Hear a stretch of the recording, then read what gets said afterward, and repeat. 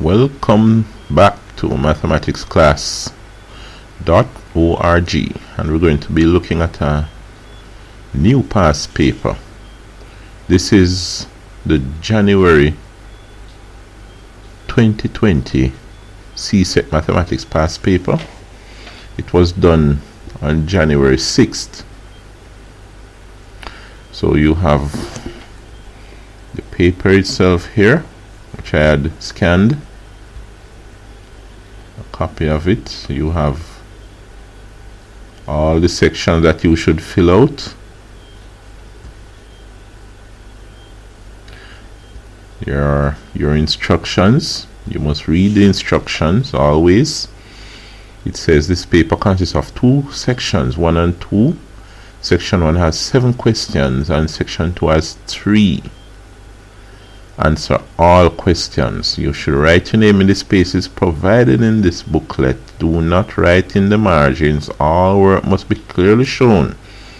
You have a list of formula on page 4. If you need to rewrite any answer and there's not enough space to do so on the original page, you use extra papers provided at the back of this booklet and draw the line through your original answer, that which you omitted, right? And if you use extra pages, you must write the question number clearly in the box provided at the top of the extra pages where relevant. Include the question part beside the answer.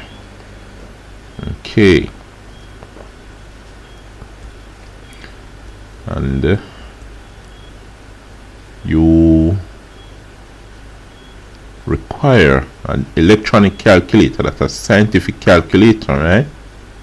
Not programmable, but a scientific calculator, and your geometry set. Okay, you have your formula sheet here, and then question 1 will start. But before question 1 starts, just a quick reminder, with this, as I recommend, and with other paper, with your upcoming paper, right? What I recommend that you do is to take the first 10 minutes to read over the question, starting from the hardest. You have 2 hours and 40 minutes.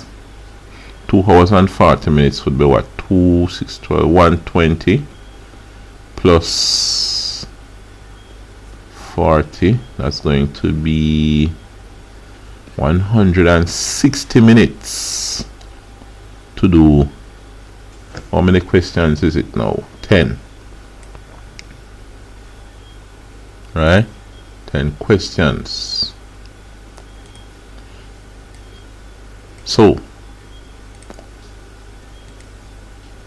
just take a glance at it. That's the back there after the last question. I'm going up extra space. All right.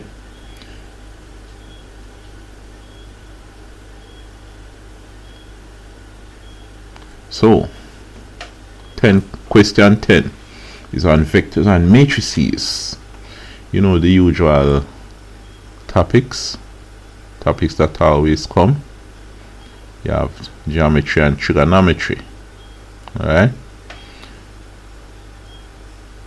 And you have question, that was question 9, and then question 8. Algebra relation, functions and graph. You read, you just quickly take a look at those questions from back to front. And the idea is that when you read these harder questions, you have your subconscious mind thinking about them while you're doing the questions, the easier questions, starting from question 1. So you have up to question 6, not labeled, Question 6 is not labeled as any particular topic. Well, let's look at what happens in question 7, right? Question 7 isn't labeled either as belonging to any particular topic, right? So question 1 to 7 is in section 1, those are in section 1. Then section 2 is where question 8 starts, and you have 8, 9 and 10 in section 2, but you don't have an option. You have to answer all questions in section 1 and all questions in section 2 as well. Alright, so you take the first 10 minutes to read through these questions, and then after 10 minutes you have 150 minutes remaining. So 10 minutes are gone, you have 150 minutes remaining. So this essentially gives you 15 minutes per question, right? 15 minutes per question. You have to watch the clock now. You could give yourself all 15 minutes per question, but that does not give you the chance to go back to finish any question that you may not have completed. What you could also do is give yourself 10 minutes per question, so that you don't spend the entire time struggling with a question that you can do, when other questions that you could do are waiting for you and you didn't get the chance to do them. Alright, so you could give yourself 10 minutes per question, and then you will have 50 minutes extra left over when you reach question 10. Whatever you didn't finish on a question, you would leave a space, then you come back to it. During that last 50 minutes, you would come back to finish up whatever work you didn't finish up. Alright, so if you give yourself 10 minutes per question, that's how it would work. So what happens if the exam starts at 9? So at 9 o'clock you start, you read, then at 9:10, or the first 10 minutes you read at 9:10 to 9:20 is question 1. That's if you give yourself 10 minutes per question. From 9:20 to 9:30, that's question 2. From 9:30 to 9:40, that's question, all of this gap, that's question 3. Right, from 9:40 to 9:50, question 4. From 9:50 to 10 o'clock, question 5. So remember, from 9 o'clock you have 2 hours and 40 minutes, so those 2 hours and 40 minutes is the total time that you would have in the exam. So matching that time to what we'll be doing, right, it's 2 hours and 40 minutes. You see it there.